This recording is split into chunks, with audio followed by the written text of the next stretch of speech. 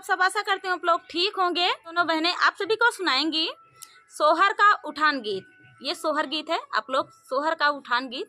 तो आप लोग सुनिएगा और बताइएगा, बहुत ही मस्त जबरदस्त गीत है, सुनाएंगे, बहुत ही अच्छा है, अभी आजकल चल भी रहा है। तो सुनिएगा और बताइएगा कैसा लगा। तो चलिए सुनाते हैं ये प्यारा सा सोहर गीत। पहिले पहिले हम गाँव ने आए, पिया समझावै लागे, पिया समझावै लागे हो। धाना माई मोरी बढ़िया है, रगरी तौन से बचाई के रही हो। धाना माई मोरिया रगरी तौन से बचाई के रही हो। घोंघवा भाचाउर दी सुतु ही भेदाल दी, सुतु ही भेदाल दी। टिकुली भैनोन दी, टिकुली भैनोन दी हो। बहुहर बनाई डरा सोला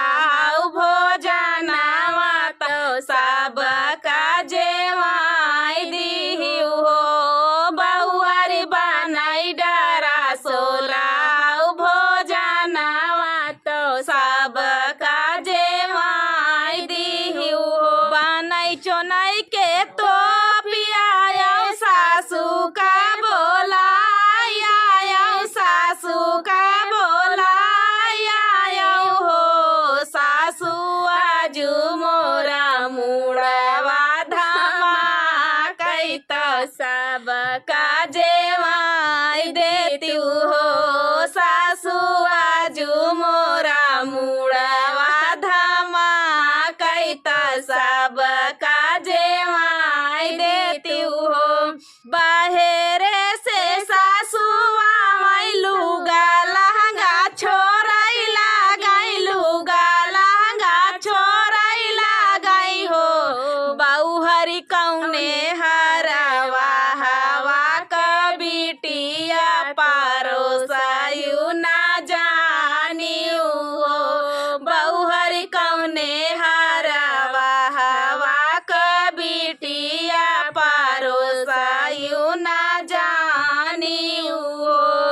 बिटिया थानेदार कई बहिना जिलेदार, कई बहिना जिलेदार कई हो। सासू आई सूबेदार कई पतोहिया कड़ा का बोलिया बोल बाई हो। तो दोस्तों ये प्यारा सा सोहर गीत आप सभी को कैसा लगा कमेंट में जरूर बताना दोस्तों। तो चलिए दोस्तों मिलते हैं नेक्स्ट वीडियो में, तब तक के लिए नमस्कार।